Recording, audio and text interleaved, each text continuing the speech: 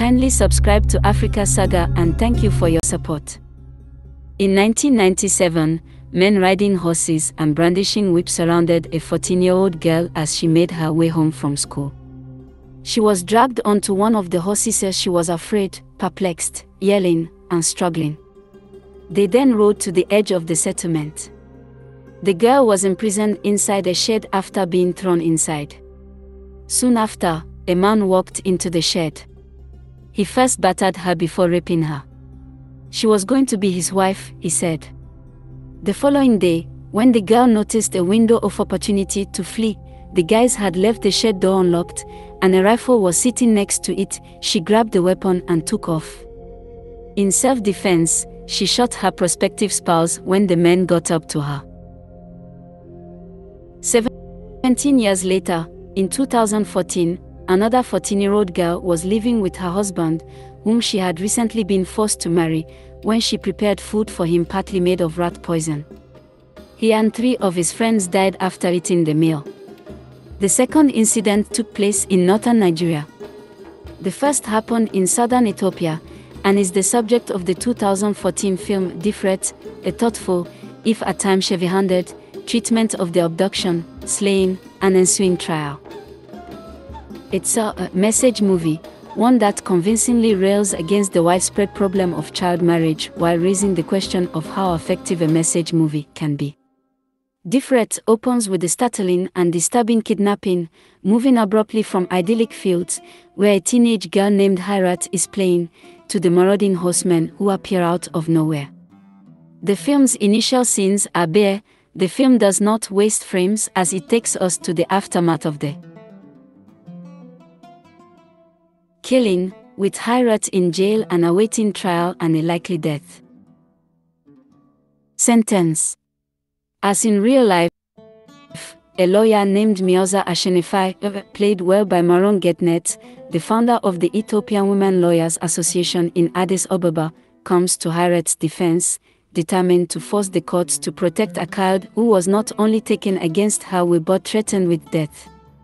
The outlook was dim. A prior judgment in Ethiopian courts had forced a pregnant girl to stay with her captor, and no woman had ever been awarded a self-defense ruling. We watch Ashenafi navigate the maze of courts and traditional councils, allied in their patriarchy and sexism, all the while growing more desperate and reckless. Out of jail on bail, Hirut faces the revenge-seeking relatives of the man she killed. Difret, which can mean courage or rape in Amharic, excels at capturing the mind-numbing, bang your head against the wall bureaucracy of much of sub-Saharan Africa, and at showing the cultural context of a place where bride kidnapping is not so strange or rare. After the real trial ended, Ethiopia eventually passed legislation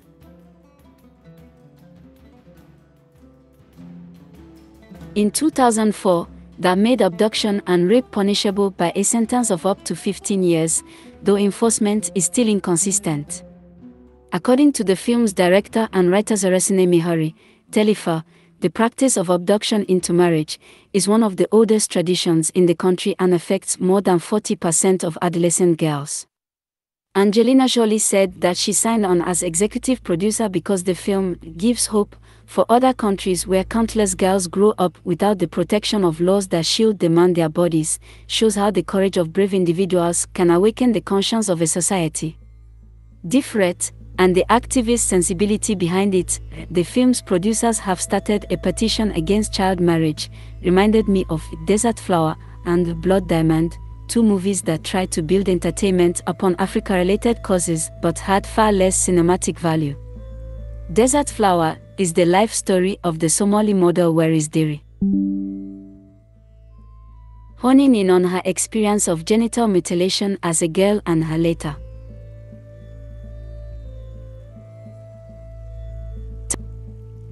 turn as both a supermodel and activist against what some euphemistically call female circumcision. The film was uneven at best, with forgettable acting and storylines, but its portrayal of Diri's early life in Somalia was startling and moving. Similarly, in Blood Diamond, the cartoonish quality of the gunrunner and journalist protagonist was offset, at times, by the tragedy of Jiman Hunsu, a Sierra Leonean fisherman, who gets caught up in the conflict diamond trade. The line between art and message is a delicate one to tread, and films like this tend to fall clumsily on the side of the maudlin and oversimplified. Impressively, Difret ends on a note of ambiguity and uncertainty, but many message films reduce complexity to clear sides of good and evil, topped off with a hasty, tidy ending. When these movies are playing in festivals or theatrical release, filmmakers and actors will speak solemnly, if unsurely, about the cause in interviews, and, for a fleeting moment, awareness of the issue will be raised in the public consciousness. But because most of these films are targeted at an international audience, which is already saddled with its own preconceptions of Africa, well-meaning message movies can ring false. Why tie the film so explicitly to a cause that needs immediate attention, whether through the plotting or promotion, if not to profit on the outdated idea of that there is a foreign land that needs saving?